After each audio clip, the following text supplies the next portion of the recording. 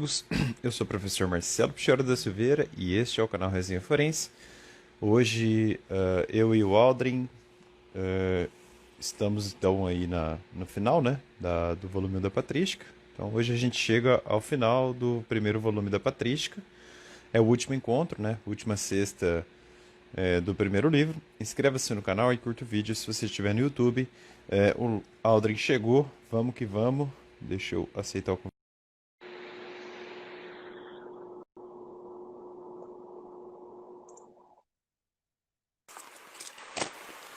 Opa, tá no pipocão? Pipocão. Pipocão. Então, saideira aí do volume um, a gente já pode falar que leu 1,47 avos da Patrística, dos Verdinhos da Paulo, né?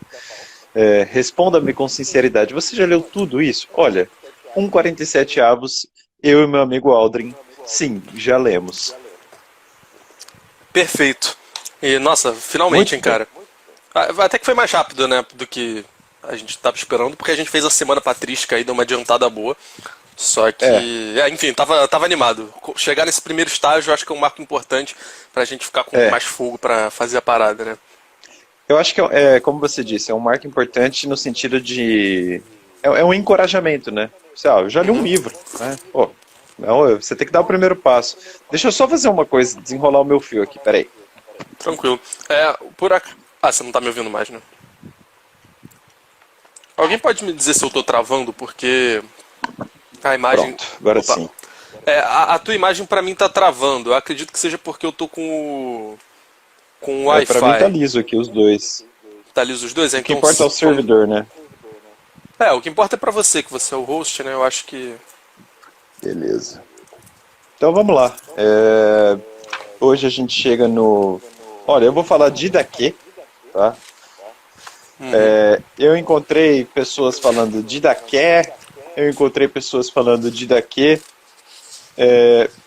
Mas, considerando que o negócio vem do grego, eu vou apostar que seja didaquê. Não sei qual é a sua opinião, Aldrin.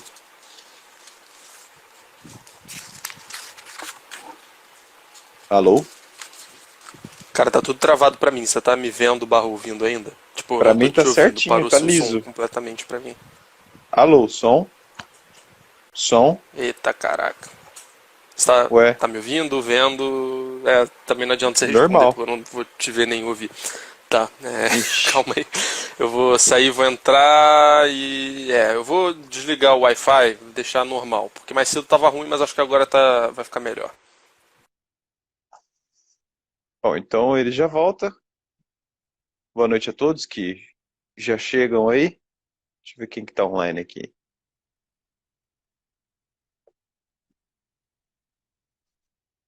Foco Ito, oi Isabelle, tudo bem? Que legal te ver aqui. Renato Emanuele, Bruno Viega Cruz.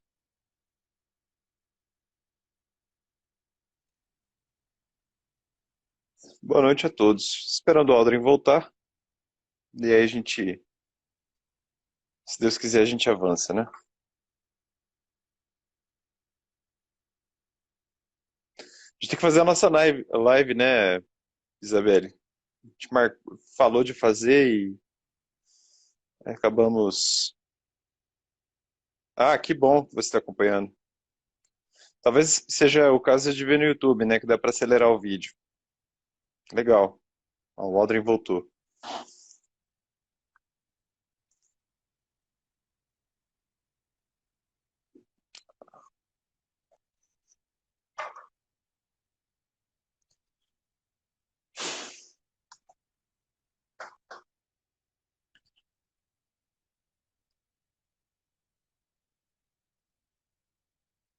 Puta merda, cara. Eu não entendo o que que tem nessa internet do Aldrin.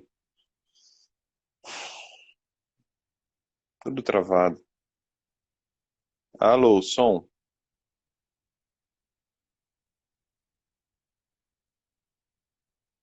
Sempre isso, cara.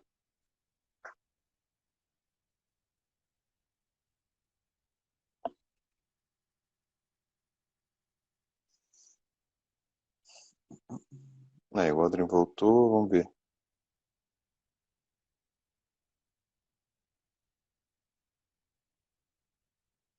Aceitei. Vamos se deu. Tá, Oi. tá tranquilo, tá show. Melhorou? É, acho que sim, é porque quando eu saí agora, realmente travou tudo, assim, eu não tava te vendo, nem ouvindo, nem nada. Bom, beleza. Vamos lá então. Eu Bom, tava falando que. qualquer coisa você Ah, pode avisa aí falar. se eu parar de. Tá. Bom, como eu vinha dizendo, a gente encontrou pessoas que entendem, né, do negócio falando de Didaquê e outras falando de Didaquê. Eu aposto em Didaquê, já que vem do grego, não sei qual for a sua opinião, Aldrin. Não, eu penso de daqui também. Então Penso de vamos daqui. com Didaquê daqui em diante para não, enfim, evitar a divergência, né? Então a gente, como sempre, pela introdução feita pela editora Paulus, que nesse exemplar é do Roque Frangiotti, ou Frangiotti. E aí ele começa ali no item 1, descoberta do documento. Manda brasa aí, Aldrin.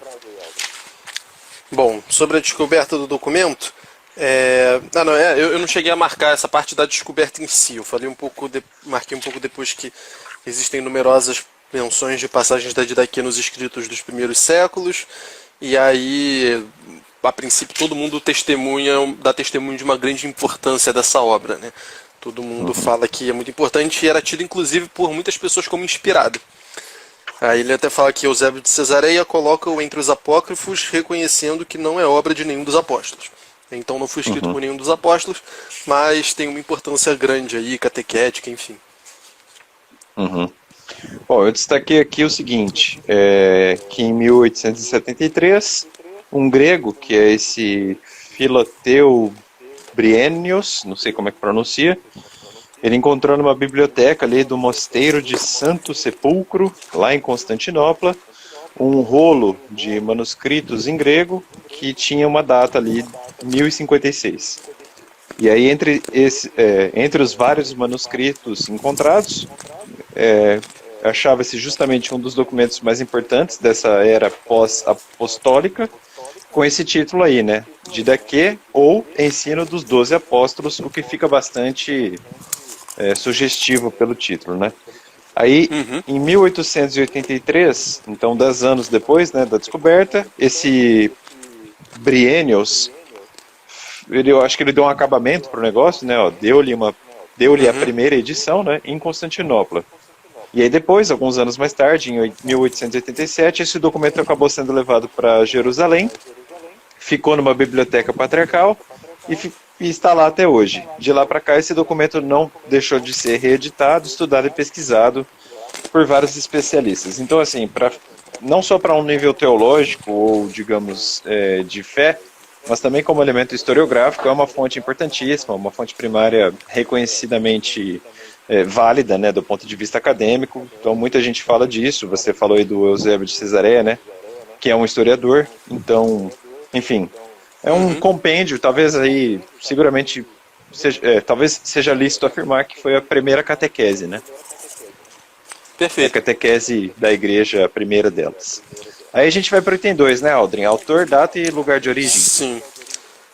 E aí já no primeiro parágrafo que ele menciona, né, que a Didaquê servia exatamente de catequese e uma instrução aos convertidos.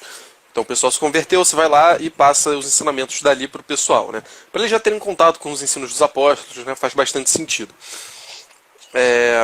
E aí fala um pouco depois aqui que julgam que a Didaquê está construída em cima de um escrito fundamental judaico que serviu de base aos primeiros capítulos. E aí ele até fala aqui que tem uma certa semelhança com a carta do Barnabé, né? Quando ele fala dos dois caminhos, né? Que tem um caminho do bem e um caminho do mal. Aí ele fala aqui, os capítulos 18, 19 e 20 da referida carta coincidem quase textualmente com passagens dos 5 primeiros capítulos da Didaquê. Aí ele fala aqui que aproximações entre a Didaquê e passagens da apologia de Aristides, de Justino, de Taciano, de Teófilo de Antioquia, de Ireneu, oráculos sibilianos, Tertuliano e Orígenes complicam o estabelecimento de sua originalidade e autenticidade. Né? Então realmente parece que é uma coxa de retalhos ali, né? Misturando vários elementos da doutrina de várias pessoas que estavam pregando ali, estavam desenvolvendo a fé naquela época. Inclusive vários desses a gente vai resenhar ainda, né? Poucos desses nomes eu não reconheci do próximo volume ou de outros. Ah, que interessante. Não tinha me atentado a isso. É, vários desses daí estão no volume 2 aqui. Aí tem Orígenes também, Tertuliano, Justino, né, que é o terceiro. Legal. Bom, eu nada a acrescentar aqui, quer dizer, há algo a acrescentar, eu digo, tudo que você falou eu destaquei também, só, como sempre, uma divergência da data, né, e aí parece prevalecer que o Didaquê seria dos anos 80 ou 90 depois de Cristo, finalzinho do século I, né. E quanto ao local da composição, aí não há concordância mesmo, o pau quebra Sim. academicamente, não há um consenso não. Muito Eu bem. cheguei a marcar isso aí também e marquei um outro negócio depois em que ele fala aqui que o autor ele deve ser um judeu convertido. Isso Não é sei, talvez interessante. por essas semelhanças aí com os textos judaicos, enfim. Provavelmente um judeu convertido, realmente, é verdade. Nossa, Aí ok. aqui na parte de estrutura eu não marquei nada assim, exatamente porque, sei lá, eu não vi muita necessidade, pra ser sincero, a gente Também não. vai falar bastante disso depois. Eu destaquei que são 16 capítulos com uma estrutura ternária, né? E um epílogo. Sim. Então, são 3 sessões, né? E mais uma conclusão, digamos assim. Cada sessão tem X partes, eu acho que dá 5, 5, 5. Isso. E Acho o que é. epílogo é justamente o 16. Então é mais ou menos isso aí mesmo, vamos que vamos. Conclusão, o Didaquê foi de capital importância na história dos dogmas e na história da liturgia.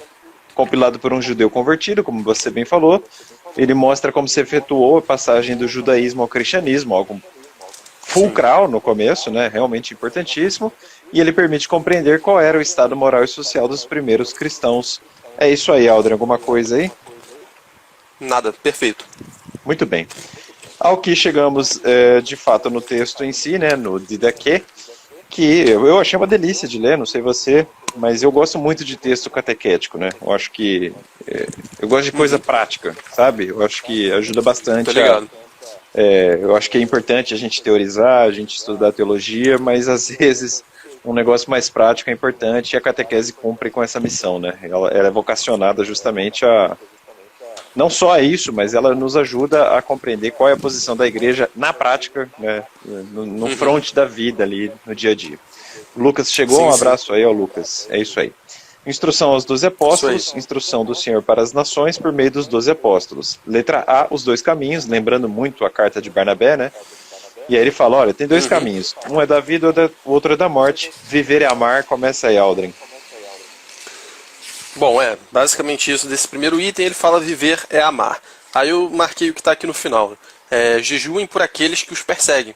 Com efeito, se vocês amam aqueles que os amam, que graça vocês merecem? Os pagãos não fazem o mesmo?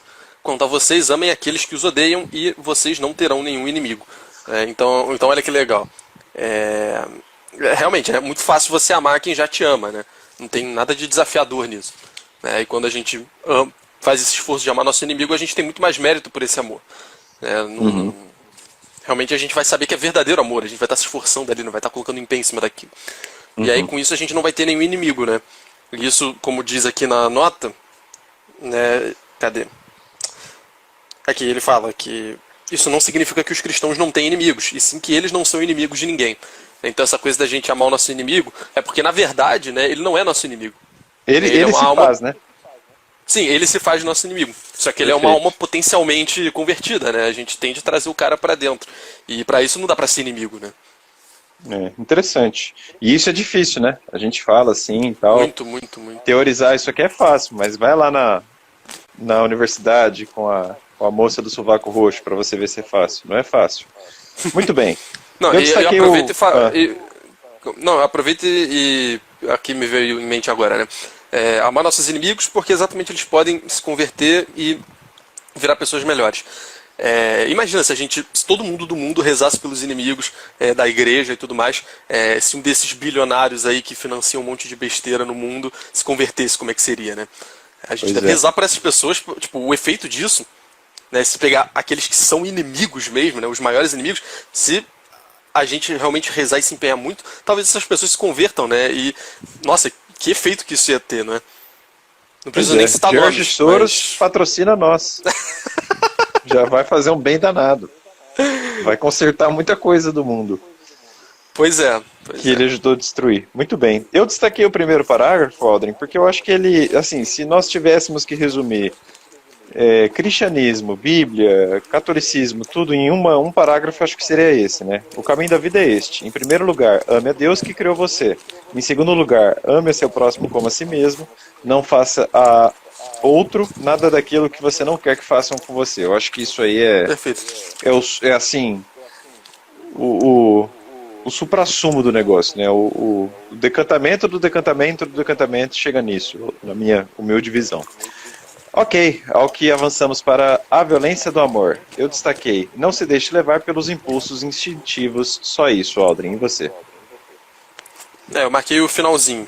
Se alguém toma alguma coisa que pertence a você, não a peça de volta, pois você não poderá fazer isso. E aí aqui na notinha embaixo tem mais notas muito interessantes, assim, apesar de ter algumas que eu não achei tão interessantes assim, tem algumas que são muito interessantes. Ele fala aqui que o cristão não age por simples impulso instintivo.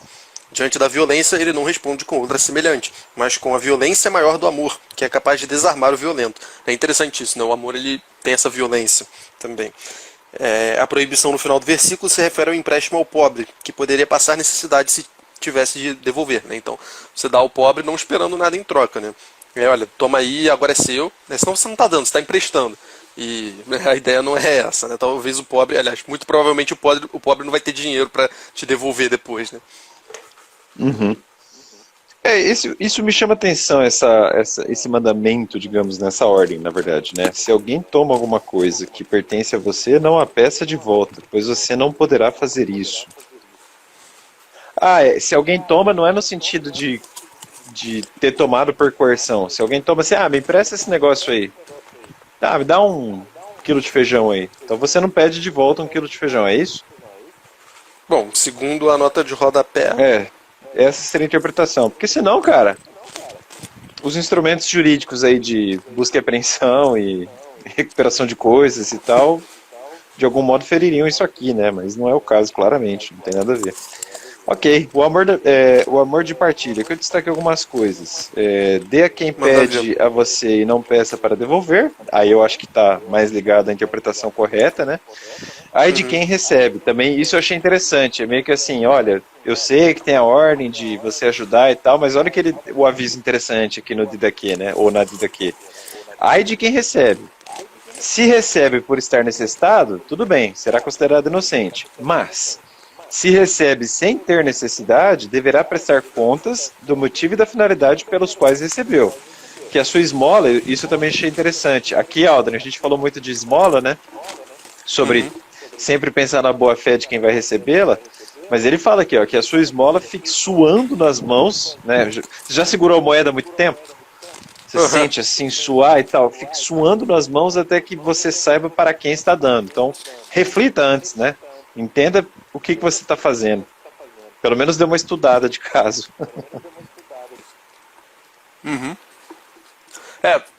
Deu uma travada, você está me ouvindo? Eu tô ouvindo, perfeito. De boa. E é importante isso da gente saber um pouco da situação do cara para que a gente está dando, né? Não diria sei lá, eu nem vi isso tanto no sentido de, vamos ficar pensando no que esse cara vai fazer. Mas no sentido de entender a situação do cara, né? Buscar uma proximidade com o cara para quem você está dando o dinheiro. Eu não digo eu nem entendi o conhecer no sentido de saber se é alguém mau ou alguém bom, digamos assim. Mas no sentido de você entender o problema da pessoa, né? Sentar do lado dela e conversar com ela. Tratar como ser humano mesmo, né? Não virar, toma o dinheiro aí e meio que passar. Né? Como se fosse só uma obrigação crua, né? Perfeito. E aí? É isso aí. Exigências do amor ao próximo. Quer começar? Eu marquei um negocinho no final. Eu marquei um monte de coisa. Inclusive o final, então vamos lá. O segundo mandamento da instrução é este. Aí eu gosto disso, né? Olha como é prático, né? O daqui. Não mate, não cometa adultério, não corrompa os jovens, não fornique, não roube, não pratique magia nem feitiçaria. Não mate a criança no seio de sua mãe, um abraço para a Argentina, nem depois que ela tenha nascido. Não cobice os bens do próximo. Importante também, depois de ter nascido. Isso é claro, né? Nem infanticídio, nem aborto. Não cobice os bens do próximo, não jure falso, nem preste falso testemunho. Não seja maledicente, nem vingativo. Não seja duplo no pensar e no falar, porque a duplicidade é a armadilha mortal. Ele vai falar muito de hipocrisia depois, né? Não seja avarento, nem ladrão, nem fingido, nem malicioso, nem soberbo. Não planeje mal contra o seu próximo. Não odeie a ninguém e ainda ame os outros. Só isso aí, Aldrin. Não tenho o que comentar, Perfeito. porque são ordens bem claras, né? Sim. Não, só voltando aqui rapidinho, só para a última coisa que a gente falou a respeito de tomar as dores do próximo que está ali sofrendo, né, ao invés de só dar o dinheiro, que na notinha, eu acabei de perceber aqui que eu tinha marcado, só que eu achei que fosse algo para depois, mas está escrito aqui que é preciso entrar em comunhão participando de toda a situação do pobre, né, a situação completa do pobre, porque nem sempre a ajuda material é o aspecto mais importante, né, então às vezes o cara tá precisando de alguém para conversar, né, para trocar uma ideia, para se abrir, enfim. Mas é basicamente isso aí que tu falou desse outro ponto. E aí eu marquei bem no finalzinho ali no item 7. Não odeie a ninguém, mas corrija uns, reze por outros e ainda ame os outros, mais do que a si mesmo. Né? Então o ódio não entra na equação da vida moral cristã, né, digamos assim. Alguns você vai corrigir, alguns você vai rezar por eles, e outros você vai amar mais do que a si próprio até. Muito bem. Raízes do mal e do bem? Bom, aqui ordens para mim, né? Não seja colérico. Além de outras aqui, não seja ciumento, nem briguento ou violento. Não seja cobiçoso de mulheres. Esse é difícil também às vezes. Não seja dado à adivinhação, não pratique encantamentos, astrologia ou purificações, nem queira ver ou ouvir essas coisas. Não seja mentiroso, não seja ávido de dinheiro, nem cobice a fama. Não seja murmurador, não seja insolente, nem tenha mente perversa. Seja manso, seja paciente, misericordioso, sem maldade, tranquilo e bom. Não se engrandeça a si mesmo, nem se entregue à insolência. Não se junte com os grandes, entre aspas, mas converse com os justos e pobres. Nada a comentar, só leitura mesmo. Um ponto que eu marquei aí no meio, mais ou menos no começo, foi o seguinte: evite falar obscenidades e olhar com malícia, pois os adultérios surgem de todas essas coisas. Então ficar falando besteira, ficar, sei lá, imaginando besteira quando você vê uma mulher, alguma coisa assim, isso aí já tá até lá na Bíblia, né? Tipo, quem olhou pra mulher e já pensou nas paradas Tá lá, na já montanha. adulterou com ela, né? Tá lá no Sermão da Montanha. Então tem isso, e aí depois falou da parte da idolatria, né? Não seja dado da adivinhação, etc, etc, porque leva à idolatria. E aí na notinha de rodapé, o Rock, ele define idolatria como a manipulação do sagrado, ou de alguma coisa que é apresentada como sagrada, em vista dos próprios interesses. Né? Então seria como que você barganhar com um divino. Né? Você virar e falar, não, eu vou usar isso aqui, fazer isso aqui, e aí eu vou ganhar uma coisa meio que como garantia. Né? Você está fazendo uma troca. E com Deus não funciona assim. Se for para ele te dar, ele vai te dar. Deus tem vontade, né? Então esse tipo de coisa aqui não é pra gente ligar. Não é pra gente ligar pra esse tipo de coisa. E aí ele fala ainda, né, que essa é a magia que as pessoas usam para conseguir poder e dominação sobre os outros.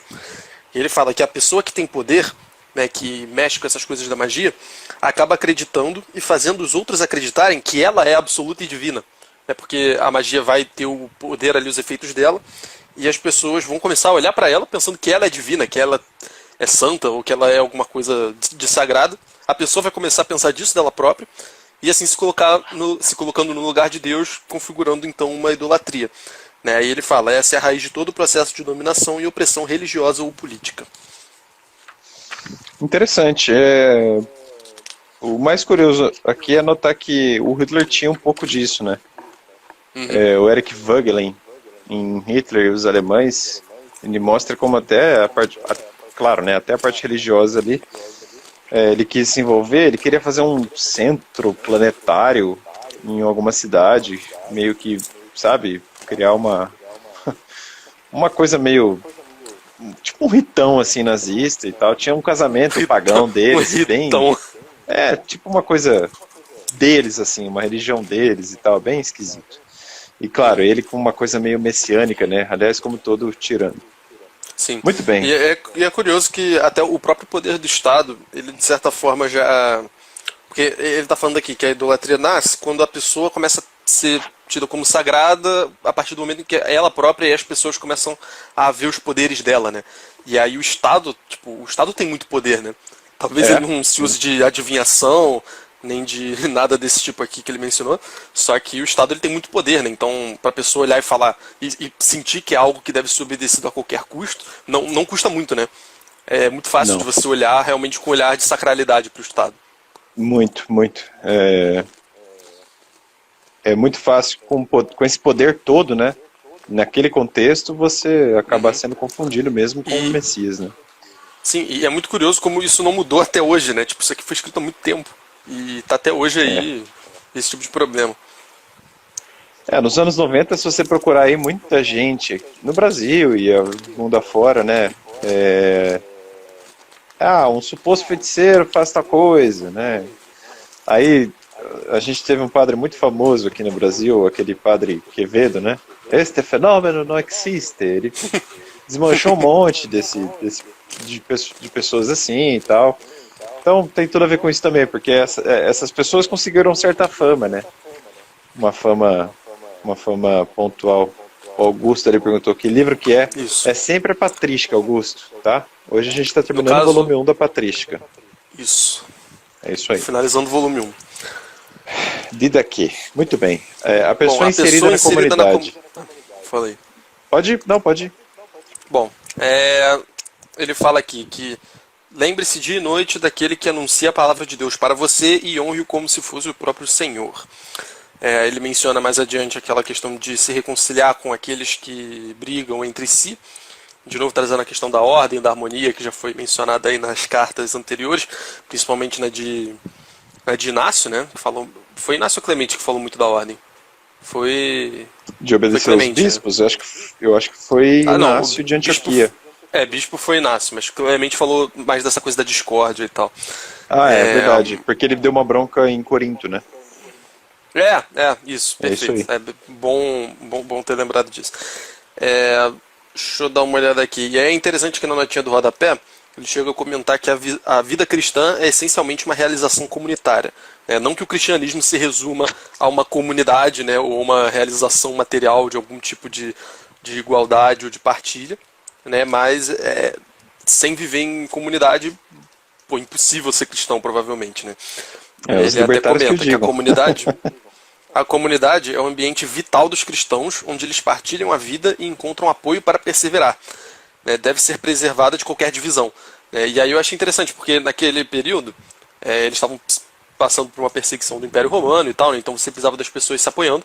E é legal, né? Que até hoje, quer dizer, não é legal, mas até hoje a gente também precisa desse apoio, né?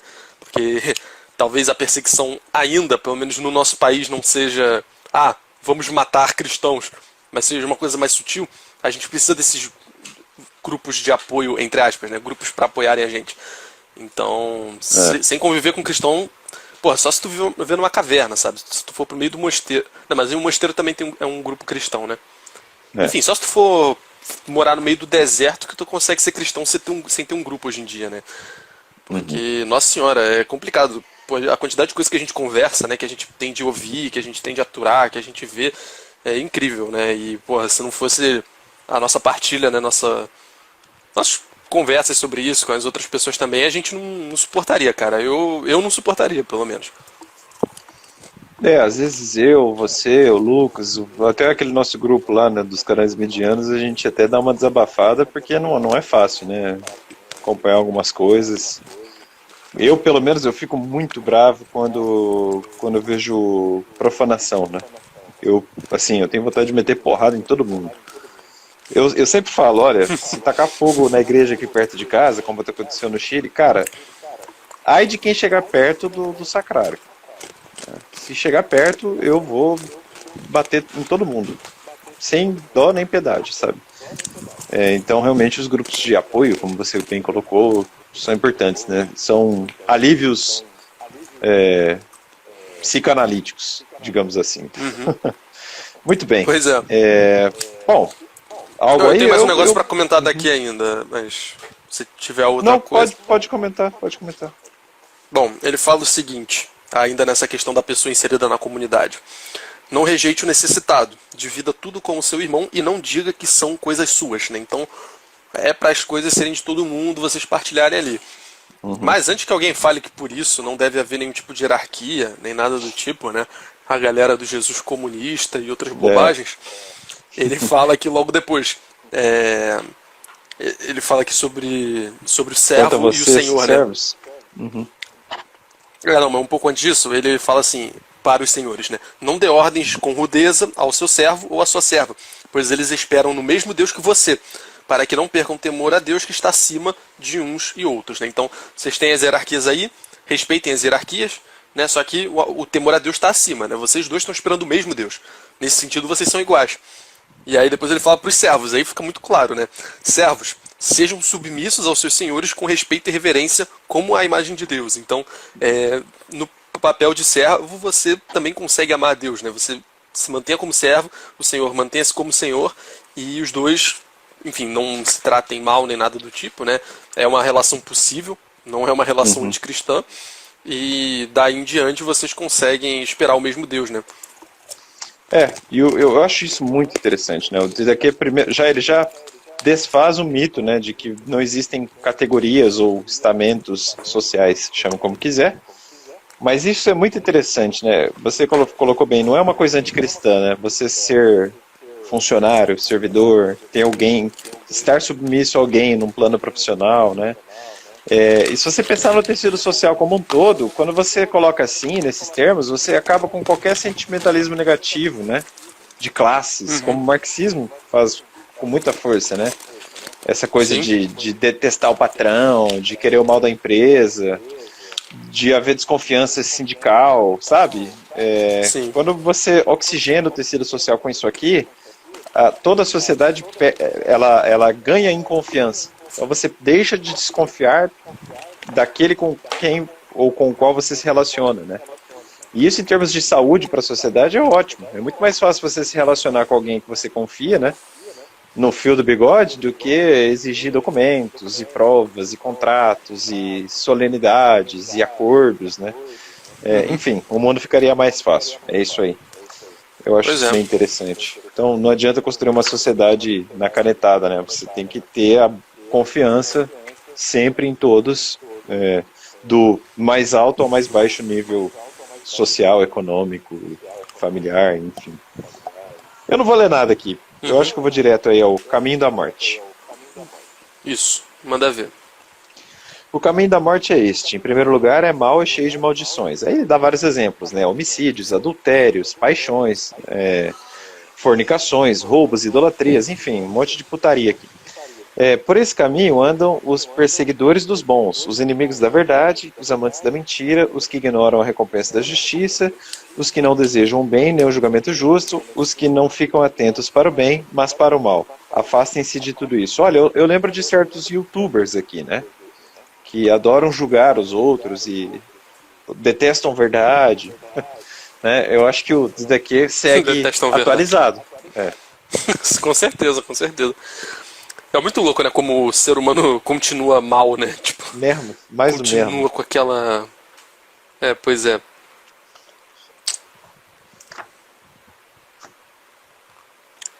Bom, tô esperando aí eu passei a bola pra você. Tá, não, só isso mesmo. Não tem nada a comentar sobre a parte da morte, não, né? Muito bem, então. Mas na real, eu pensei no negócio agora, tipo, você falou isso, né? O texto tá muito atualizado. A Rê acertou ali no... A Rê acertou, quem é? Não, é curioso, né? Porque, realmente, esses problemas continuam existindo até hoje, praticamente do mesmo jeito que existiam antigamente, né? E é curioso como as pessoas realmente pensam que em algum momento, tipo, o pessoal ideólogo, né, realmente pensa que em algum momento materialmente a sociedade vai resolver todos os problemas, né? Porque, porra, se um problema, tipo, é o mesmo há mais de 2000 anos, que ninguém nunca resolveu, tipo, é claro que existe algo maior, tipo, do que simplesmente a condição de classe ou o machismo ou qualquer coisa do tipo, né? Tipo, é claro que, sabe, esses esforços de tentar achar que não, o problema do mundo é isso aqui, tipo, aí isso daqui sendo uma coisa totalmente imanente e tudo, tipo, é óbvio que isso não é verdade, porque, porra, com certeza isso já teria sido resolvido há muito tempo, né? É muita pretensão, né? Eis a diferença, né? Esses dias eu vi o responsável do COA lá, como é que é o nome dele? É o quê? Travou aqui, é eu não ouvi nada que você o falou. responsável do COA, o. Qual é o nome Helkine, dele? Heineken. Ele é Heineken. Mas Não, mas é. o nome dele é Matias. Porque é meio. É que ele pede pra. Enfim. É que ele não gosta que falha, né? Mas enfim. Ah, mas os bastidores. Nos bastidores todo. Bastidores. A gente querendo transformar em livro o negócio. Bastidores.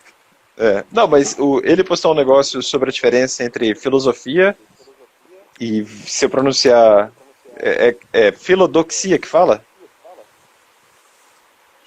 Entre filósofos seria e tipo o filodoxos, contrário né? de. E é engraçado que você falou dos ideólogos aí, né? Muitos deles entram na estirpe aí da filodoxia, né? Ele deu lá, ó, se ele faz isso, isso ou isso, uma listinha com 10 pontos, todos eles incidem em alguma coisa desses 10 pontos. Sim. Principalmente pela negação da metafísica. Isso pra mim é realmente o mais marcante aí. Que você nega o que é para além do mundo, né? E aí você precisa arrumar uma solução para o mal. E a solução para o mal, então, vai ser algo no mundo que a gente pode, a princípio, resolver. Aí você tem esses problemas. Só que, realmente, eu acho que isso é muita falta de, sei lá, estudar a história e os problemas da humanidade. Porque, porra, tem problema que tá aí há tantas centenas, milhares de anos, sabe? Que não foi resolvido. Tipo, E até só o fazendo cristianismo com a visão de É. pecado original consegue organizar isso direitinho, né? É uma ordem, uma cosmovisão, né? Mas uma autocrítica também, né? Às vezes eu vejo alguns colegas cristãos, até católicos, mas muitos evangélicos também, eles enxergam o mundo hoje com um capricho, uma coisa meio que vaidosa, tipo, o mundo que eu estou vivendo terá o anticristo. O mundo que eu vivo é o mundo ruim, é o mundo do mal, é o mundo que as coisas ruins estão imperando e, enfim, Deus retomará. Bom, em primeiro lugar, a gente não sabe quando ele vai voltar. Em segundo lugar, se você fizer uma pesquisa rápida, historiográfica, nem precisa ser historiográfica, uma reflexão rápida, você vai ver que a gente já teve coisas muito piores. Nazismo, sabe? Segunda Guerra Mundial, bomba atômica. Então é muito confortável você se achar no direito de pensar que o mundo que você vive é o mundo adequado para um cenário apocalíptico. Entende o que eu quero dizer? Então cabe uma autocrítica Sim. também, né? Olha o de daqui aqui, né? Mais do mesmo, né? Os mesmos problemas, as mesmas coisas. O mundo gira, né? Sim. E falando em girar, né, o Sartre-Ange ele usa uma figura muito bonita, né, lá no A Vida Intelectual, que a gente chegou a comentar aqui, esse trecho específico, em que ele fala que é como se, digamos assim, a linha do tempo fosse um círculo, não que o tempo seja circular, a ideia não é essa, mas é um círculo e o centro é Deus. E todos os pontos desse círculo estão equidistantes em relação a Deus. Né? Todos têm a mesma distância de Deus. Deus está igualmente presente em todas as épocas do tempo. Né? Então o mal também, de certa forma, está presente igualmente. Mas o que importa é que a parte boa, né, que é Deus está sempre constante, né, ao longo da história. E a gente tem de saber ver isso. Né? Como é que é aquela frase?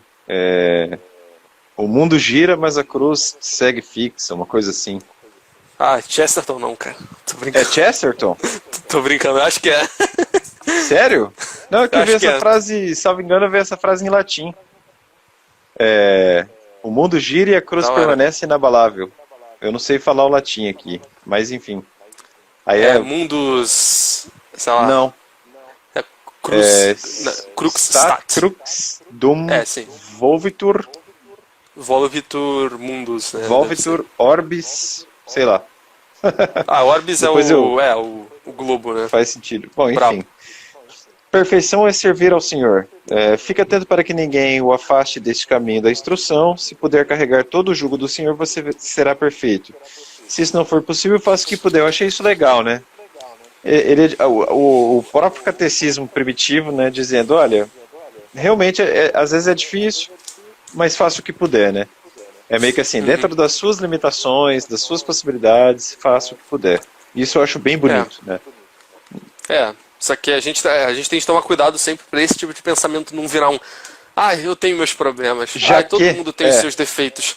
Eu tenho meus defeitos, então, eu não vou ser perfeito mesmo, né? Então, sabe, a gente tem que tomar cuidado. Até porque Jesus Cristo falou, assim, expressamente isso, né? Sejam perfeitos como vosso Pai é perfeito. Então ele falou, olha, dá para ser perfeito sim. Jesus não ia mandar um mandamento impossível. Então talvez a gente não consiga, mas é pra ter na cabeça que a gente vai conseguir, porque dá pra conseguir. Dá. Muito bem. Letra B, celebração da vida ou batismo. Essa parte eu gostei. Eu achei interessante, ele dá instruções práticas da água, né? A gente vê isso até hoje por aí. Sim. Quanto ao batismo, procedam assim. Você quer ler? Pode ser. Vai lá. Procedam assim. Depois de ditas todas as coisas, batizem em água corrente, em nome do Pai, do Filho e do Espírito Santo. Esquecemos de E ele rezar, hein? fala. Putz, o Pai, Filho e Espírito Santo. Ai. Pô, ficou muito tempo sem sexta patrística, né? A gente se esqueceu, mas tudo bem. Avante. Bom, mas aí se você não tiver água corrente, batize em outra água. Se não puder batizar em água fria, faça-o em água quente. E na falta de uma e outra, derrame 3 vezes água Eu já sobre vi a isso. cabeça da Check. criança, né? Em nome do Pai, do Filho e do Espírito Santo. E aí ele fala que antes do batismo, tanto aquele que batiza como aquele que vai ser batizado, e se outros puderem também, observem o jejum. Aquele que vai ser batizado, você deverá ordenar jejum de 1 ou 2 dias. E evidentemente ele não está se direcionando às crianças, né? Eu não sei se essa criança não ordem aqui faz jejum. existe ainda, né? Se jejuar antes de batizar. Não sei. Não, acho que não. acho que não existe como uma exigência, mas provavelmente. Bom, sempre bom, né? O jejum nunca é demais. Quer dizer, é demais quando você morre, né? Mas enfim, óbvio que. Jejum ad infinitum. Não, ad infinitum, porque você vai morrer se você fizer isso. Bom, enfim. Quer dizer, é claro, se você tiver uma vida espiritual absurda, né, que nem Moisés, que Deus fala que... Deus chega a falar, né, que Moisés é o mais humilde dos homens. Então Moisés, ele conseguiu ficar 40 dias sem comer. Jesus também, porque ele era Deus. Mas enfim, acho que ninguém tem essa pretensão de se achar o Moisés. Renan, é a patrística. Volume 1 da patrística. Sempre a patrística. Algum livro da patrística. Fixa o comentário aí, enquanto eu começo a ler a oração aqui, o próximo. Peraí, então. Bem, o jejum e a oração. Que os jejuns de vocês não coincidam com os dos hipócritas. Eles jejuam no 2º e no 5º dia da semana. Vocês, porém, jejuem no 4º dia e no dia da preparação. Então, acredito que seja quarta-feira e sexta-feira. Uhum. Eu acho que é isso. E realmente, eu já ouvi muita gente falar para realmente orientar para que se faça isso, jejuar na quarta e na sexta. E aí ele tem uma notinha aqui que eu marquei que eu achei interessante, apesar de não lembrar do que fala a respeito do jejum e da oração. Ele fala aqui que o jejum lembra a pessoa que existe uma fome maior que só a vinda do reino de Deus pode satisfazer. Um pouco naquele espírito do que a gente comentou no outro episódio, né? Aquilo que eu falei de você ter em mente que, olha, você tem esses desejos e, olha, essa vida aqui é sofrimento, você vai ter de desapegar disso na hora que você for morrer, né? É um pouco esse sentimento de que isso aqui passa, né? Tudo isso passa, só o reino de Deus que vem pra ficar, né? Digamos assim. E ele fala que a oração mantém a pessoa aberta para o projeto de Deus e consciente dos pedidos essenciais para que esse projeto se realize, né? Então, se você se manter firme nas orações que são reveladas, né? Então, Ave Maria, Pai Nosso, principalmente Pai Nosso, ali você tem todos os pedidos, sabe? É Deus falando o que você tem de pedir, né? Então, não tem erro. Pedindo aquilo, você vai estar sempre consciente desses dons essenciais que você tem de pedir. E vai te manter aberto para o projeto de Deus, né? Então sempre com Deus em mente, né? Sempre mantendo sua mentalidade, sua imaginação cheia de Deus. E aí no finalzinho ele fala aqui pra gente rezar o Pai Nosso 3 vezes ao dia. É interessante isso, né? 3 vezes ao dia. Talvez seja manhã, tarde e noite, né? Talvez. Ou uma coisa meio que de hábito, né? Mal comparando, assim, você escova o dente geralmente 3 vezes por dia, né? Então acaba sendo isso também. Uma coisa habitual. O 3 ele Trindade. tem sim. Tem essa coisa, né? O 3 ele geralmente está associado à perfeição divina. E o 3 também ele tá associado a tipo algo que reitera, né? Tipo quando Pedro negou Jesus, né? Pedro negou Jesus foi 3 vezes exatamente. Né? Exatamente para mostrar que ele negou de verdade, tá ligado? Negou não bastou foi a segunda vez, e aí segunda não bastou, foi a terceira, né? Então ele realmente provou que estava negando Jesus. Então tem esse ênfase, né? O número 3 tem esse poder de de relevar as coisas, né? É uma coisa simbológica aqui, né? Muito bem, aqui eu achei bem interessante isso. Eu não vou ler tudo não, mas eu achei as ordens Legal. da celebração eucarística, né? Bem peculiares, né? Bem diferentes do que a gente vê hoje. Interessante. Bom, eu não vou ler, mas assim, é diferente, né? Um jeitão diferente do que a gente vê hoje na missa, né? Tem um substrato ali ritual, mas é diferente. Tem umas É. palavras diferentes, alguma coisa diferente. Não, lê mais ou menos aí, lê os pontos essenciais. Não, eu falei assim, ó, eu destaquei só, digam primeiro sobre o cálice, abre aspas. Nós te agradecemos, Pai Nosso, por causa da santa vinha do teu servo Davi, que nos revelaste por meio de teu servo Jesus, a ti a glória para sempre. E aí depois, digam sobre o pão partido, né? Aí eu suponho que já houve lá a partilha. Nós te agradecemos, Pai Nosso, por causa da vida e do conhecimento que nos revelaste por meio do teu servo Jesus. A ti a glória para sempre. Do mesmo modo como este pão partido tenha sido semeado sobre as colinas e depois de recolhido para se tornar um, assim também a tua igreja seja reunida desde os confins da terra no teu reino, porque tua é a glória e o poder, por meio de Jesus Cristo para sempre. É É isso interessante aí. que na introdução ele salientou isso, né, como a Eucaristia como sendo aquela coisa que une a igreja ao redor do mundo, né, exatamente aquele rito que une. E aí essa figura Corpo está bem místico. evidente aqui, né? É, exato, e essa figura do corpo místico está muito evidente, né, porque ele fala dos grãos do pão, não é isso? Dos grãos do trigo, que são unidos, né, é semeado e tal, aí os grãos são reunidos, triturados, reunidos, e aí transformados num pão, né, que seria o pão da igreja. E aí é curioso que aí sobre o cálice, né, ele, tipo, é basicamente a mesma mensagem, né, do cálice e do pão partido, só que ele agradece no caso do vinho pela santa vinha do teu servo Davi e na parte do pão por causa da vida e do conhecimento. Então fica aí esse detalhe. E no Ok. final eu achei interessante que ele falou: ninguém coma nem beba da Eucaristia se não tiver sido batizado em nome do Senhor, porque sobre isso o Senhor disse: não deem as coisas santas aos cães. Então, novamente, o batismo aí como sendo aquilo que inicia o pessoal, né, na igreja e tudo mais. Por isso que a primeira comunhão tem toda uma preparação antes, né? 3 anos de Sim, tem catequese, todo. não é tão Pode simples, né? crer. Pode Mesmo crer. que haja o batismo, né? A crisma. Não, se bem que a É, crisma é depois, né? É uma uhum, confirmação do batismo, enfim. sim. Ele chega a Ah, falar do crisma aqui, porque não, eu aqui não. lembro de ter visto uma menção aí. Estranho. Quer Enfim. dizer, só se estiver no rodapé. No corpo do texto não tem, não. Bom, enfim.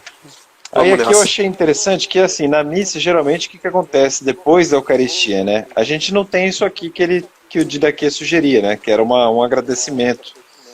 Claro, nós rezamos, né? Mas não há um rito fixo, né? O padre geralmente dá um tempo. Pessoal, vamos aos avisos e bênção final, né? Geralmente é assim. Ou às vezes tem uma homenagem ali, Dia das Mães, uma coisa mais pontual, né? Aquela coisa de missa mesmo. Mas Sim, nada específico do padre falar. Ele deu o sermão já, né? Ele não vai falar de novo. real. Então a gente come o pão e pronto. Aqui, pelo que eu entendi, ou o Didaquê sugere digamos, um passo a passo de como orar depois de você comer o pão, né? Você pode rezar Uhum. assim, ou o sacerdote tinha que pronunciar essas palavras. Eu fiquei com essa impressão. Mas eu achei interessante, né? Geralmente, eu pelo menos, às vezes eu como a hóstia claro, eu vou orar, mas talvez falte mais instrução, né? De como se relacionar com Deus num momento tão importante, né? Sim, Talvez falte esse dado perfeito. teológico católico. E eu achei interessante constar isso tudo daqui. Sim.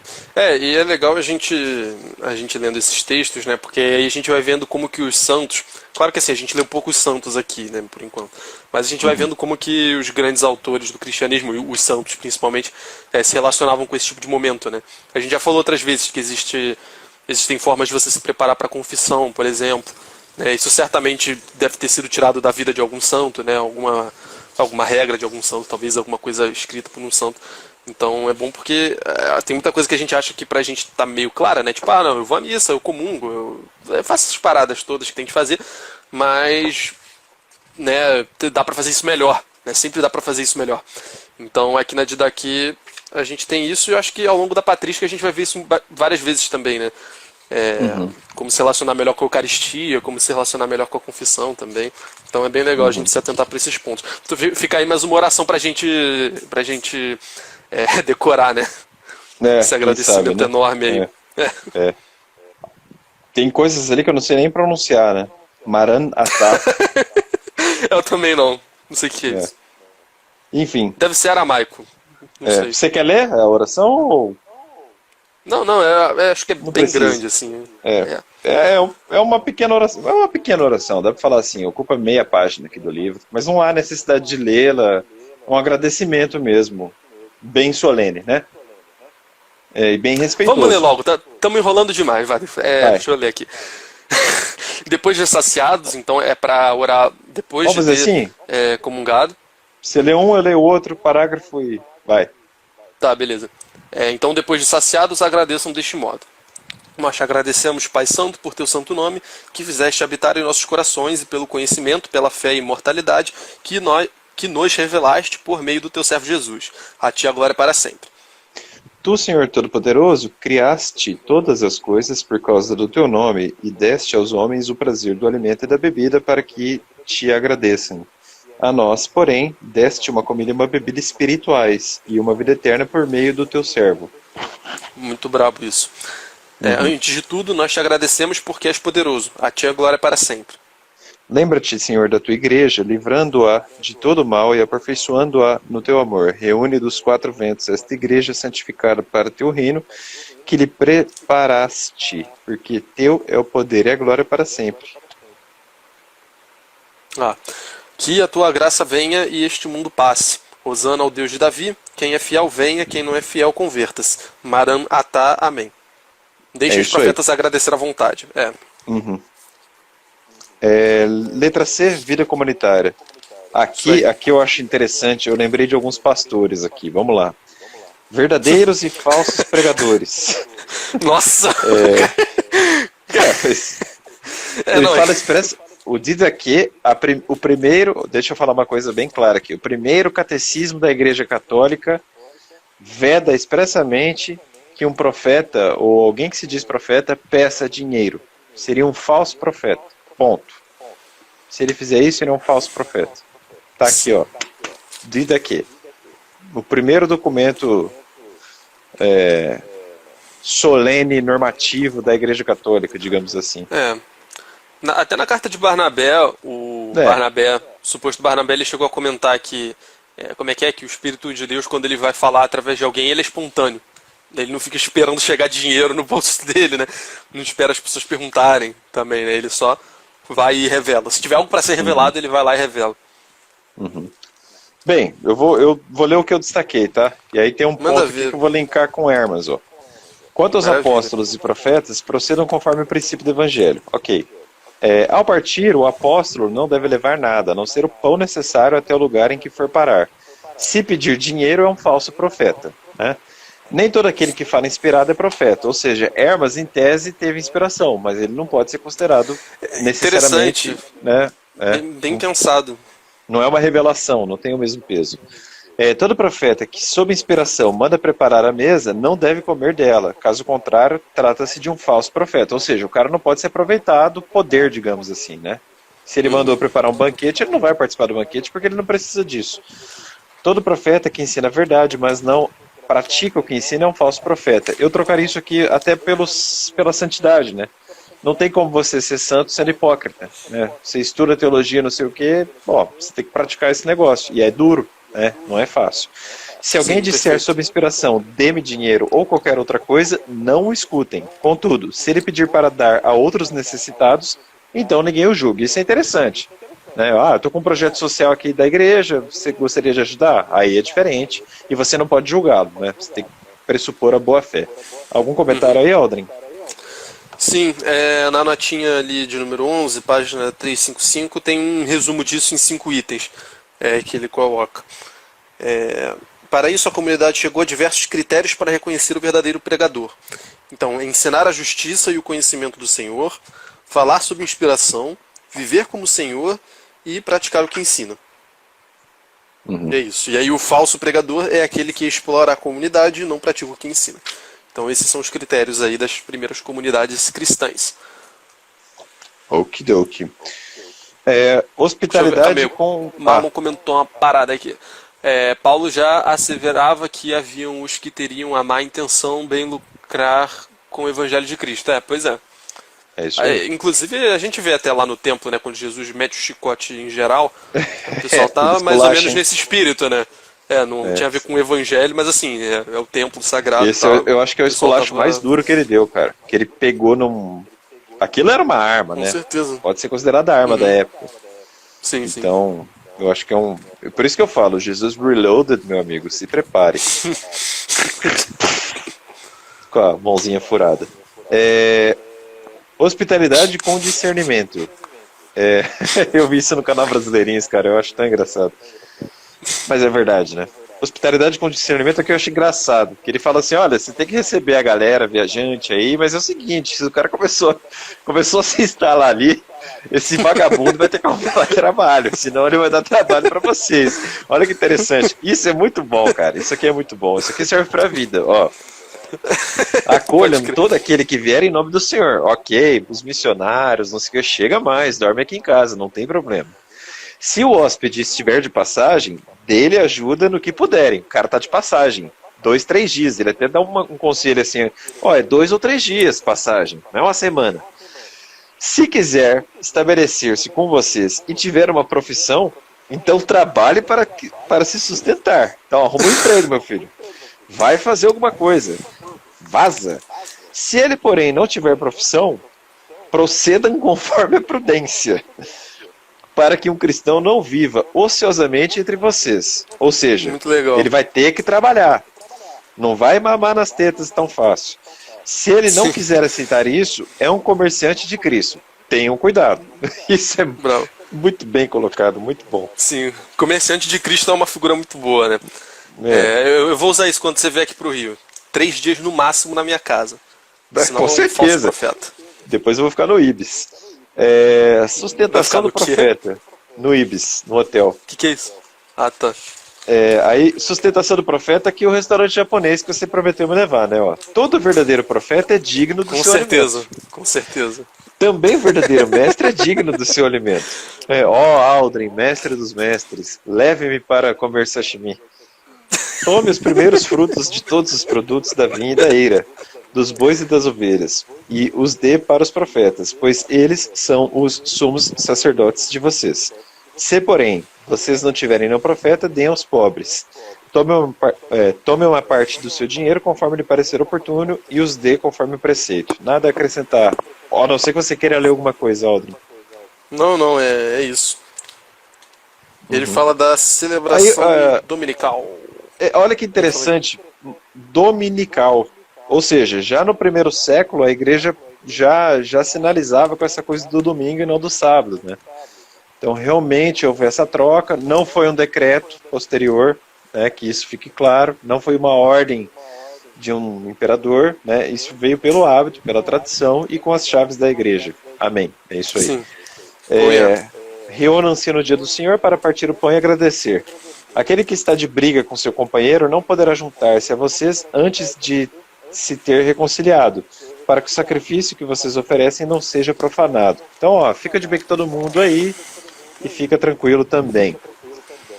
Não, e aqui ele tá colocando em termos muito sérios, né? O sacrifício que vocês oferecem não seja profanado, né? Então, assim, profanação é um negócio sério. Sim, beleza. Ok. Algo mais aí, Aldrin? Não. Ok, então, vivência comunitária, que me fez pensar em Inácio, né? Escolham para vocês bispos e diáconos dignos do Senhor. É meio que assim, olha, vocês têm certa discricionariedade para... A igreja tem, localmente, ela jamais perde a autoridade romana, né? Só que eu acho isso muito interessante, né? Localmente, os órgãos têm certo poder. Eles vão agindo. Só há intervenção do ponto mais alto se houver alguma provocação ou algum motivo para a igreja vir e agir de ofício, né? Eu acho isso interessante. Uhum. Mas o dia daqui deixa claro, eles devem ser homens mansos, né? Todo bispo que eu conheci, pelo menos a maioria, né? Ainda bem, É um homem muito, geralmente é um homem muito discreto, muito calmo, né? Pouco polêmico, que sabe agir nos bastidores, uma pessoa serena, né? Isso é muito importante para a igreja. Desprendidos do dinheiro, verazes e provados, porque eles também exercem para vocês o ministério dos profetas e dos mestres. Corrijam-se mutuamente, não com ódio, mas com paz, como vocês têm no Evangelho. Isso é interessante, né? Às vezes eu vejo, às vezes não, no nosso meio e também o meio protestante evangélico, um controle dos colegas um pouco ácido, sabe? Isso me incomoda. Eu tô longe de ser santo, mas às vezes eu vejo assim, algumas cobranças, alguns pitacos que eu acho um pouco invasivos e já aconteceu comigo, inclusive. Eu não acho legal, não. Não que eu tenha agido assim, eu já fui vítima disso. Não, sim, Né? sim, entendi, sabe, entendi. esse pessoal que se posta muito ortodoxo nas redes sociais, eu tenho um pouco de desconfiança dessa santidade toda aparente por aí. Mas quem sou eu? Mas né? pois é, exatamente quem é você. Bom, a pessoa Não, tá não, eu mostrando falo ali, assim, então... digamos assim, a ostentação às vezes pode ser falsa, né? Então tome cuidado com isso. Alguma coisa aí? Tem de tomar cuidado pra não... Porque assim, você realmente, tipo... Isso vai de cada caso, né? Você realmente tem algum motivo pra pensar que aquela pessoa não está sendo... né, modesta ou qualquer coisa daquele tipo? Eu Aí por que tenho. isso importa pra você? Tu tem? Tenho. Eu dou os recentes fatos aqui da minha cidade, né? O pessoal que se diz muito ortodoxo não obedeceu o bispo. E aí fica uma fofoca e isso me incomoda, né? Só para dar um exemplo. Faz bastante sentido. Curioso que ele ainda fala, ninguém fale com nenhuma pessoa que tenha ofendido o próximo. Então, tipo, olha, o maluco ofendeu o irmão ali, injustamente e tal. Não fale com aquele cara até ele se arrepender. É uma coisa grave aqui, né? Eu achei interessante você falar essa questão do... Realmente, né? Padre, bispo, geralmente é uma galera bem mansa, né? O pessoal bem calmo. Manso vai depender, né? Nesse sentido cristão, mas é bem calmo, muito... Como você falou, não é muito polêmico, não abre muito espaço para muita familiaridade. E é curioso que eu já vi esse tipo de característica sendo... Esse fato, né? De que os padres, bispos têm essa característica ser levantado para falar que os padres, digamos assim, não tem personalidade, né, que é todo mundo igual e que a pessoa quando entra no seminário, tipo, o seminário meio que tolhe a pessoa, aí a pessoa perde a personalidade dela, aí a pessoa perde a individualidade, porque é todo mundo igual. Só que aí eu fico pensando, né, tipo, isso me faz pensar, isso me faz pensar em como as pessoas hoje em dia, em como características que não são boas, no caso a ausência dessas características que os padres tendem a ter, como isso hoje em dia já é considerado como parte da personalidade das pessoas. Tipo, porque isso aí são alguns aspectos que todo mundo deveria abrir mão, né? Tipo, a gente deveria tentar ser mais manso, não se estressar com qualquer coisa, falar calmamente com os outros, não ficar falando detalhes da nossa vida abertamente, né? Tipo, a postura que o padre tem nesse sentido é uma coisa que todo mundo deveria ter. E o fato de hoje em dia isso ser considerado uma perda de aspectos da personalidade, isso fala muito sobre o nosso tempo e as pessoas que convivem com a gente, né? Porque, porra, se buscar essas algumas virtudes significa deixar de ser quem você é, o que as pessoas são hoje em dia é uma bosta, né? Tipo, as pessoas são, tipo, um monte de característica negativa é tida como sendo normal, sabe? Como sendo parte da personalidade, ou algo individual que tanto faz, né? Isso tem muito a ver com as psicologias modernas, né? Principalmente com a psicanálise freudiana. Essa coisa de você... Desenvolva.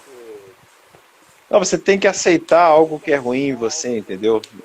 Por exemplo, a psicologia tomista já enxerga tudo de uma maneira completamente diferente. Ela quer concatenar, né, as potências da alma para o bem, né?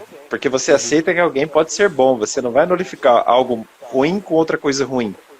E a psicanálise já parte de uma premissa completamente diferente, né? Meio que assim, você é tal coisa, então porque você é mesmo, entendeu? E tentar esconder isso não é bom. Vamos aceitar que você sabe? Isso tem a ver com essa postura, com esse mindset, né, de hoje. Tem a ver. Porque essa coisa de se aceitar seus defeitos num certo sentido Se é faz guloso, bastante é guloso sentido. mesmo, né? É gordo mesmo. Come Não, aí. mas até certo ponto a gente precisa aceitar que a gente é assim no sentido de entender que, olha, eu realmente tenho esse problema, só É. que com isso não apagar o fato de que aquilo é um problema. Né? Exatamente.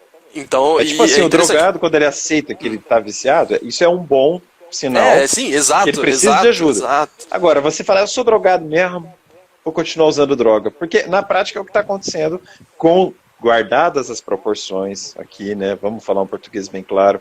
Não dá para comparar esse exemplo aí que você deu com uma pessoa que usa, sei lá, crack na rua, né?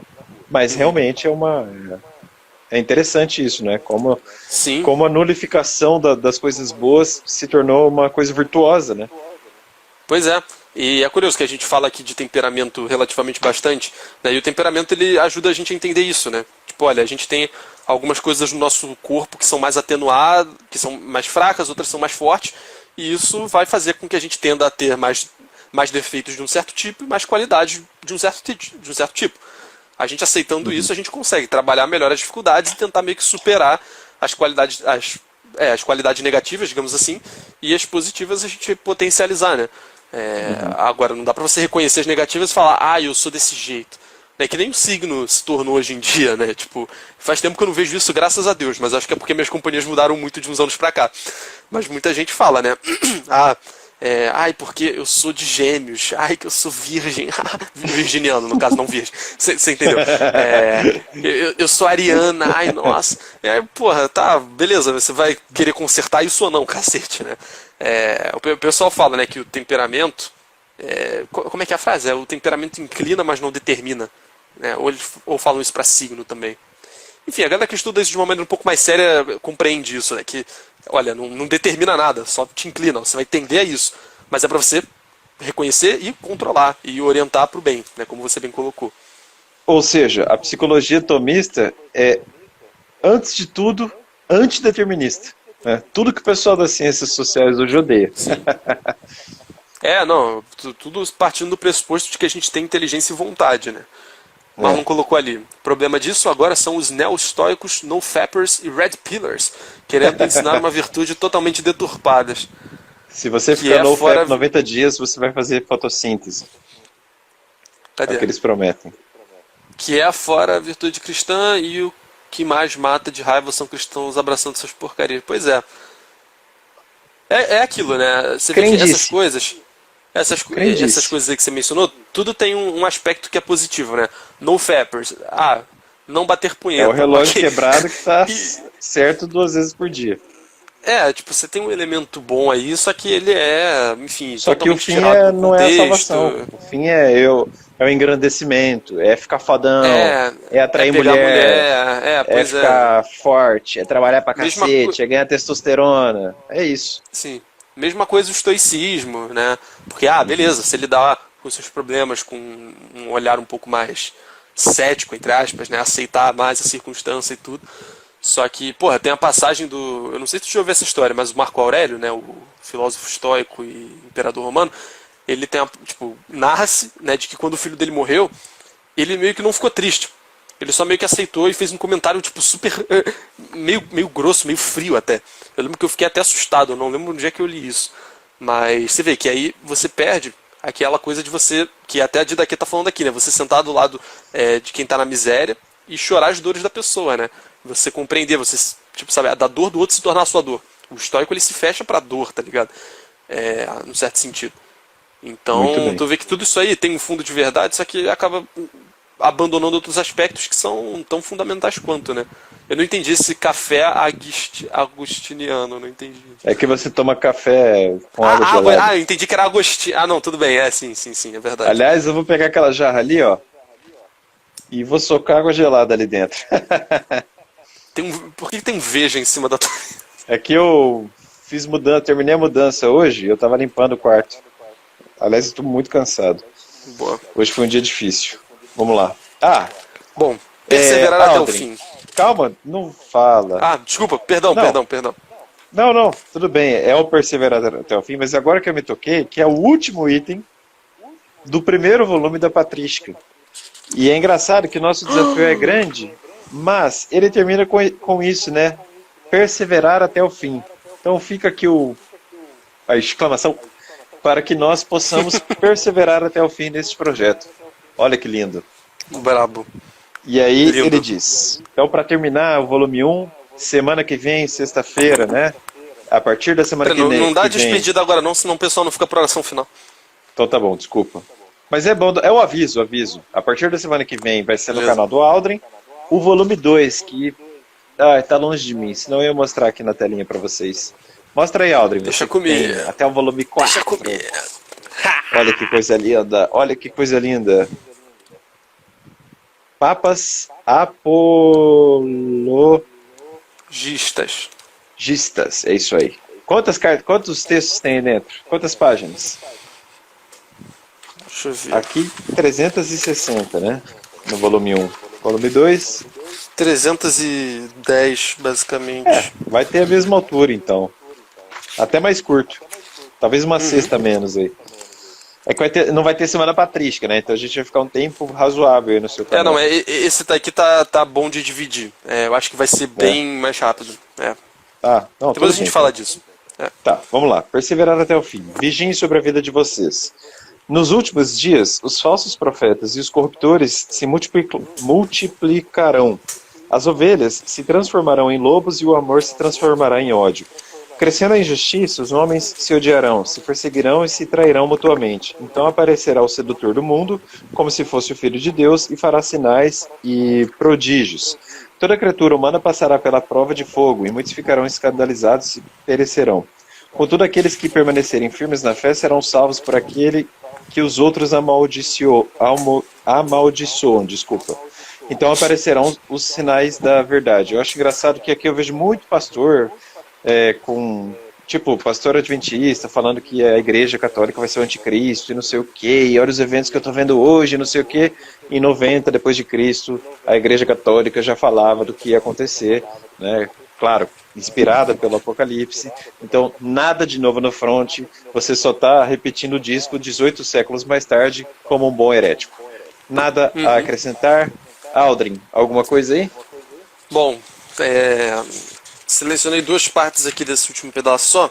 Ele fala: fiquem preparados, pois vocês não sabem a que hora o Senhor nosso vai chegar. É aquilo que naquela tecla na qual a gente sempre bate. Reúnam-se com frequência para procurar o que convém a vocês. A questão da comunidade de novo, a importância aí. Porque de nada lhes servirá todo o tempo que vocês viveram a fé, se no último momento vocês não estiverem perfeitos. Então é isso, né? Essa coisa bem, bem fatal mesmo, porque esse que é o espírito da coisa. Queiramos nós ou não. Então, sempre viver querendo morrer bem, digamos assim, né? Viver querendo se preparar para no momento da morte a gente estar o mais próximo de Jesus Cristo possível. Bom, eu suponho que você tenha terminado. Antes da oração, eu gosto de viver essa coisa meio 12 regras de Jordan Peterson. Vamos ver as 12 regras de novo para saber se você está cumprindo elas. Tirando, claro, o Didaquê, vamos fazer o seguinte.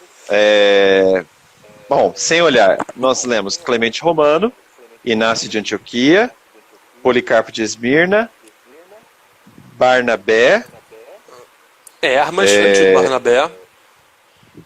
Hermas, Barnabé e Pápias.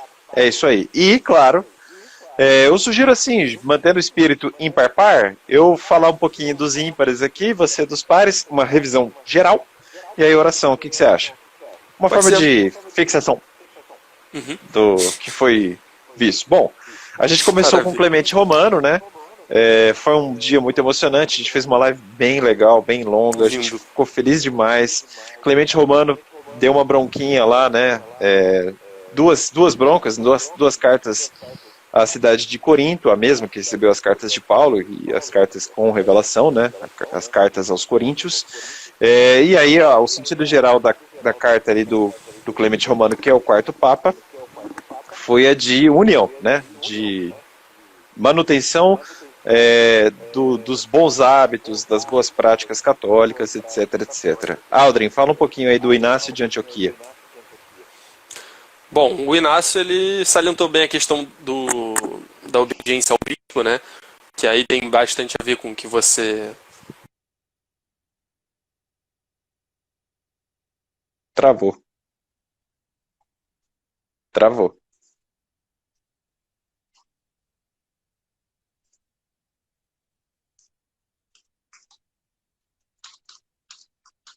Marcelo, tá me Voltou? ouvindo? Opa, tranquilo, né? Sim. Tá, pode falar. Do Inácio agora. Bom, o que eu tava. Ah, tá, pronto, agora foi. Bom, o que eu tava falando é que é um tema que é bem atual, rolou aquela situação na tua cidade aí, está rolando ainda, né? Esse tipo de coisa dá o que falar durante um bom tempo. Você chegou a tangenciar esse tema algumas vezes, e também é um tema que, no geral, pelo menos na nossa época, no geral, anda muito forte, né? Muita gente falando muita besteira em relação ao Papa, um monte de É. mentira, um monte de gente desrespeitando completamente, mesmo que não concorde com o modo de proceder o outro, né, o que é explicitamente condenado por Santo Inácio. É algo que é dito muito, muito claro, né? Olha, você pode até discordar do modo de proceder, mas aquele cara tá ali porque foi Deus que colocou, então você obedece como se o próprio cara fosse o próprio Cristo, né? Então, existe essa concepção que hoje em dia está muito em falta. O pessoal desrespeita a Papa, desrespeita a autoridade de um jeito que, nossa senhora. É uma pena. Então, a gente tem muito que aprender com isso hoje em dia. Né? Sem contar É, com sem contar com a humildade do cara que, pô, ficou na... Eu fiquei bem impressionado, né? Ao longo da carta inteira, ele sempre muito humilde, sempre muito, no certo sentido, é humilde mesmo, né? O cara, ele reconhecer que, olha, se eu não for pelo martírio, eu não vou conseguir alcançar Jesus Cristo, e eu tô indo pelo martírio agora. Se vocês me ajudarem, vai dar um monte de coisa errado, não venham, eu preciso aceitar isso, e ele meio que seguindo, né? Então foi interessante esse aspecto também. Você tocou num assunto muito importante, né? Você defendeu o Papa aí, eu convoco aí os verdadeiros católicos, não a entender ou compreender o Papa segundo o G1, né? Vá nos documentos oficiais da igreja, lá no site do Vaticano, que você vai ver que é uma versão muito diferente do que aparece na mídia, né? O que aconteceu? Travou de novo? Travou. Ei, internet hoje tá complicado, hein? Alô, som?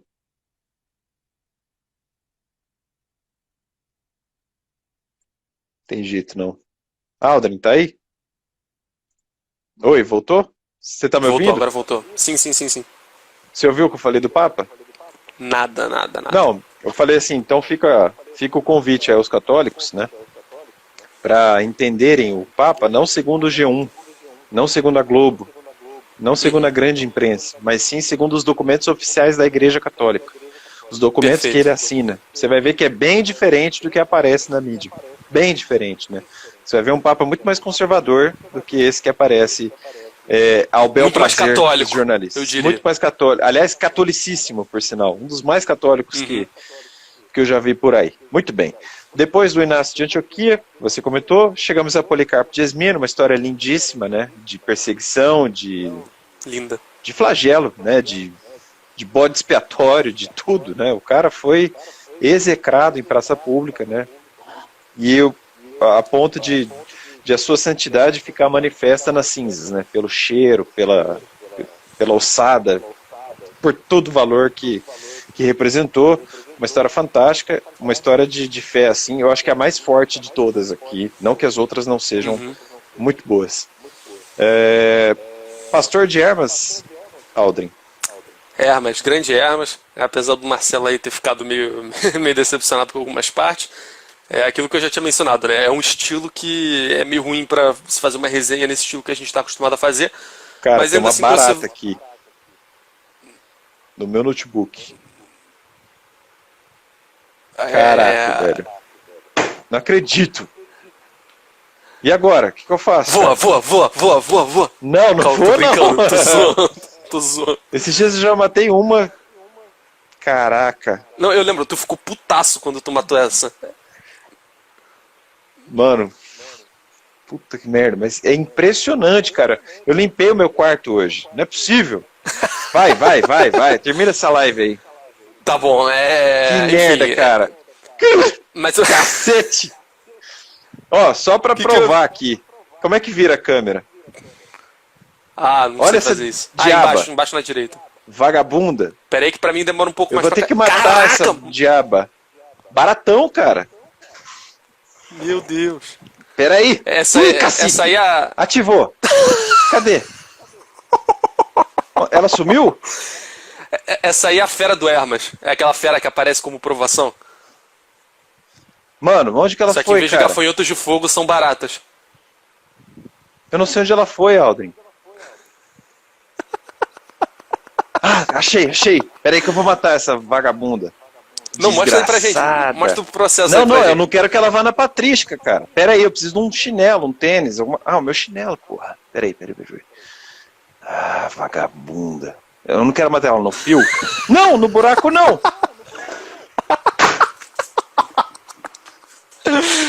Ah, desgraçada. Cadê? Cara, eu senti aqui essa chinelada, hein? Acho que eu matei ela. Acho que pegou na quina e ela morreu. Eu espero. Ah, não. Ela tá aqui. Ah, lá, ó. Morreu. Dá pra ver? Ela tá andando, mas ela vai morrer. Vagabunda, cara. Porra, cara. Que barata filha da puta.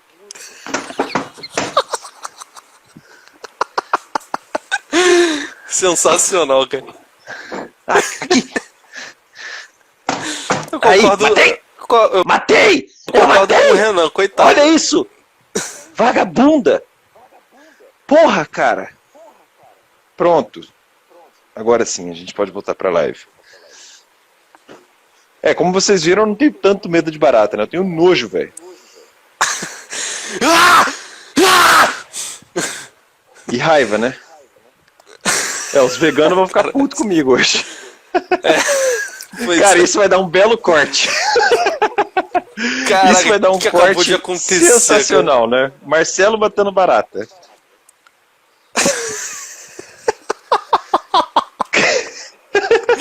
Eu matei uma barata ao vivo, cara. Que live. Nossa. Bom, aí já voltando pro Hermas e ainda com um pezinho nesse assunto, você não seguiu a postura de Hermas diante da fera. Era pra você ter confiado na providência Atravessada, divina, barata. atravessado a barata, deixado a barata ali, que ela ia assumir magicamente e um anjo ia aparecer pra você depois e ia falar: viu, Marcelo, você perseverou no Senhor, não sei o que, papapá.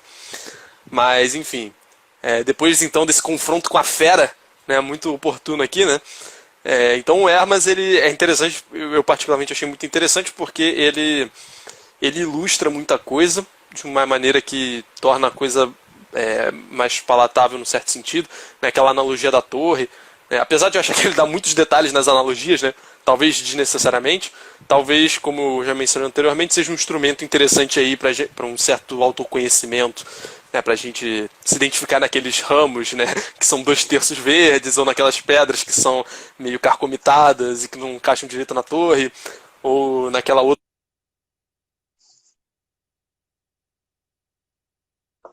Travou.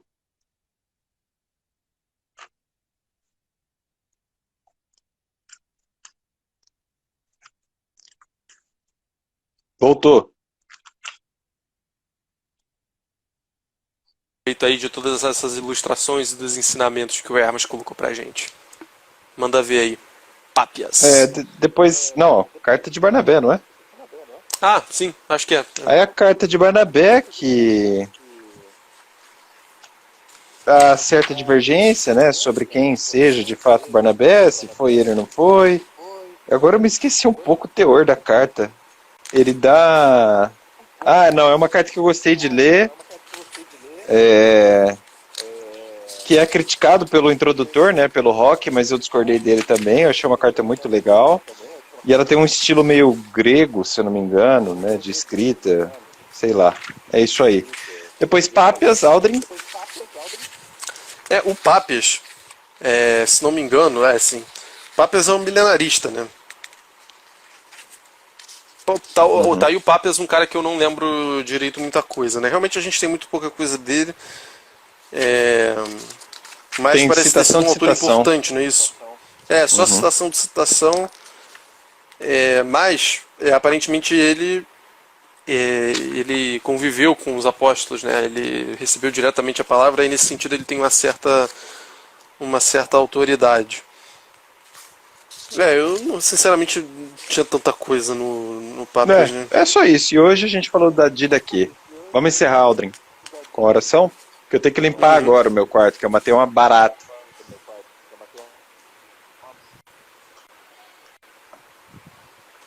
Alô? Ei, mas tá fogo essa internet, hein? Tá. Tinha travado, mas voltou agora. Não, vamos terminar a live, porque eu preciso limpar o quarto, que eu matei a barata. Não, tudo bem. Vamos fazer a oração final. Em nome do Pai, do Filho e do Espírito Santo também. Senhor, nós pedimos que nos conceda sempre a virtude da ordem, como Clemente muito bem nos ensinou, que possamos sempre ser submissos ao bispo, obedecer sempre quando for solicitado, em nome da ordem e da unidade da igreja, como nos exortou a fazer Santo Inácio de Antioquia. Também que nós possamos, caso seja o caso de virmos a sermos chamados para o martírio, aceitar como fez Policarpo, dessa maneira tão linda e incrível, que fez a gente se apaixonar tanto pelo texto, né, pela história. Que nós possamos seguir aí a exortação de Hermas e os ensinamentos que ele coloca para poder fazer parte da igreja e da torre da igreja, né, e nos tornarmos cada vez pedras melhores nesse caminho e possamos passar pelo processo de melhora espiritual que ele passou ao longo do texto, né, pelo menos um análogo.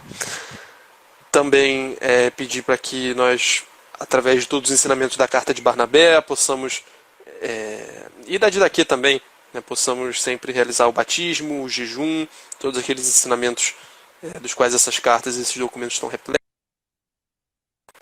alcançar cada vez uma perfeição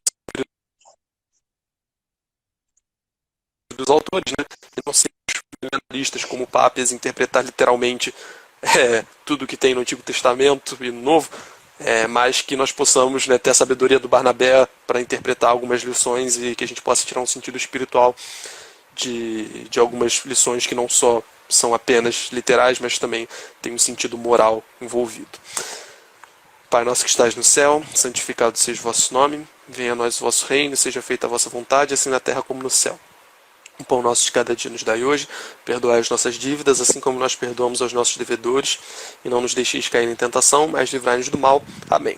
Em nome do Pai, do Filho e do Espírito Santo. Amém. Primeiro volume concluído.